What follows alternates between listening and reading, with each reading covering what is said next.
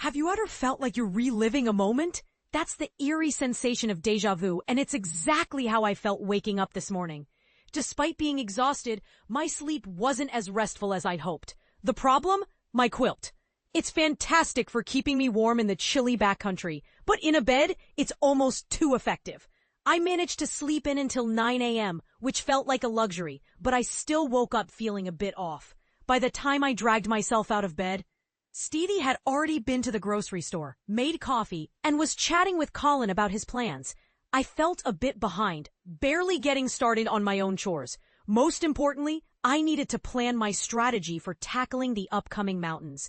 Hiking in the White Mountains can be daunting for two main reasons. First, the terrain is incredibly challenging.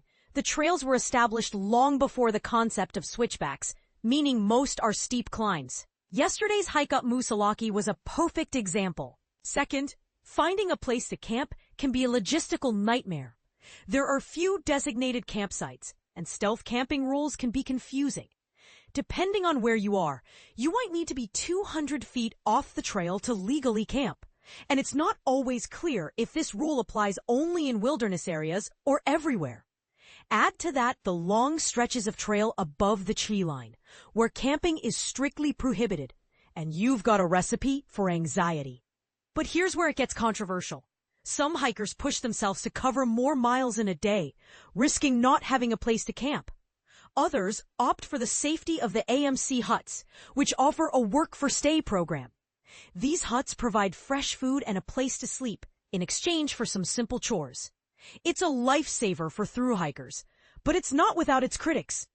Some argue that relying on the huts takes away from the pure backpacking experience. What do you think? Is using the huts a smart strategy or a cop-out? Luckily, I've been planning this section of the trail for about a year. I know the map like the back of my hand, even though I haven't hiked most of it. After some adjustments to avoid summiting Washington on a weekend, I came up with an itinerary that should give me enough rest and opportunities to refuel at the huts.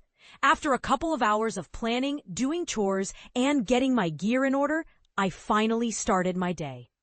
Stevie was getting a ride back to Franconia with Colin, hoping to reach the tent site between rain showers and get a head start on the next day.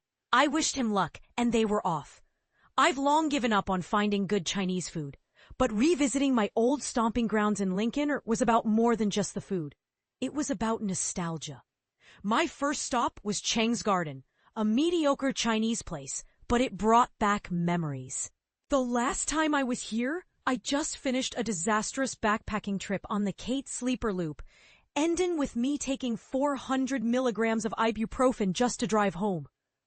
This time, I haven't taken a single ibuprofen on this thru hike. I ate as much as I could, but still wasn't.